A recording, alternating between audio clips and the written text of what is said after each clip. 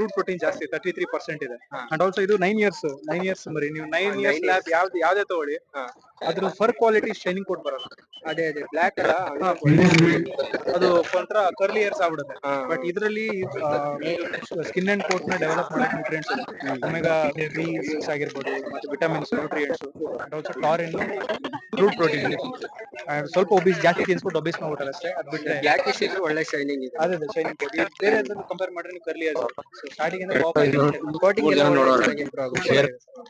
Cost wise ಎಲ್ಲ ಏನ್ price? Cost wise ಅಲ್ಲಿ ಮಾರ್ಕೆಟ್ ಎಕನಾಮಿಕಲ್ ಬ್ರ್ಯಾಂಡ್ ಅಲ್ಲಿ ಒಂದು ಮೀಡಿಯೋಕರ್ ಬರುತ್ತೆ. ಅట్లాಗೆ ತುಂಬಾ ಜಾಸ್ತಿನೂ ಈ ಕಡೆ ತುಂಬಾ ಕಡಿಮೆ, ಲೋ ಕ್ವಾಲಿಟಿ. ನಮ್ದು ಏನಿದೆ ನಮ್ದೆಲ್ಲ ಇಂಪೋರ್ಟ್ ಅಲ್ಲ, ಮ್ಯಾನುಫ್ಯಾಕ್ಚರ್ ಎಲ್ಲ ಥೈಲ್ಯಾಂಡ್ ಅಲ್ಲಿ ಆಗೋದು.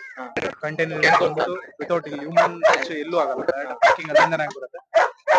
ಕಂಪ್ಲೀಟ್ ಆಗಿ ಮಾರ್ಕೆಟಿಗೆ ಸಪ್ಲೈ. ವೆರೈಟೀಸ್ ಎಲ್ಲ ಯಾವ್ದು ಬರುತ್ತೆ ಸರ್? ಸರ್ ವೆರೈಟೀಸ್ ಅಲ್ಲಿ ನಿಮಗೆ ಪವರ್ ಪ್ಯಾಕ್ ಅಲ್ಲಿ 2 ಸಿಗುತ್ತೆ. ಒಂದು ಅಡಲ್ಟ್ ಪವರ್ ಪ್ಯಾಕ್, ಒಂದು ಪಪ್ಪಿ ಪವರ್ ಪ್ಯಾಕ್. ಅದಾದ್ಮೇಲೆ ಸ್ಟಾರ್ಟರ್ಸ್ ಅಂತ ಸ್ಟಾರ್ಟರ್ ಮೈನ್ ಪಪ್ಪಿ ಹಾಕಿದಾಗ ಲೀಟರ್ ಹಾಕಿದಾಗ ಸ್ಟಾರ್ಟರ್ಸ್ ಹಾಕಿ ಆಮೇಲೆ ಪವರ್ ಪ್ಯಾಕ್ ಪಪ್ಪಿ, ಆಮೇಲೆ ರೆಗ್ಯುಲರ್ ಸ್ಮಾರ್ಟ್ ಪಪ್ಪಿ ಅಂತ. ಇದರಲ್ಲಿ ನಿಮಗೆ ಸ್ಟಾರ್ಟಿಂಗ್ ಲೆವೆಲ್ ಅಲ್ಲಿ 26% ಬರುತ್ತೆ. ಸರ್ ಇದು ಪವರ್ ಪ್ಯಾಕ್ ಎಲ್ಲ ಲಾರ್ಜ್ ಬ್ರೀಡಿಗೆ ತುಂಬಾ ಒಳ್ಳೇದು ಸರ್. ಪವರ್ ಪ್ಯಾಕ್ ಲಾರ್ಜ್ ಬ್ರೀಡಿಗೆ ಅಂತ ಅದು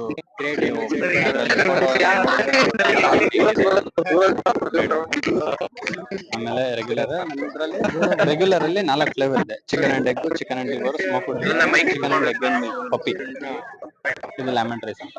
ಇಷ್ಟು ವೆರೈಟೀಸ್ ಇದೆ ರೆಗ್ಯುಲರ್ ಅಲ್ಲಿ. ಇಷ್ಟು ಬರುತ್ತೆ ಸರ್. ನಿಮಗೆ 500 ಗ್ರಾಮ್ಸ್ ಇಂದ ಹಿಡಿದು 20 kg ತನಕ ಸಿಗುತ್ತೆ.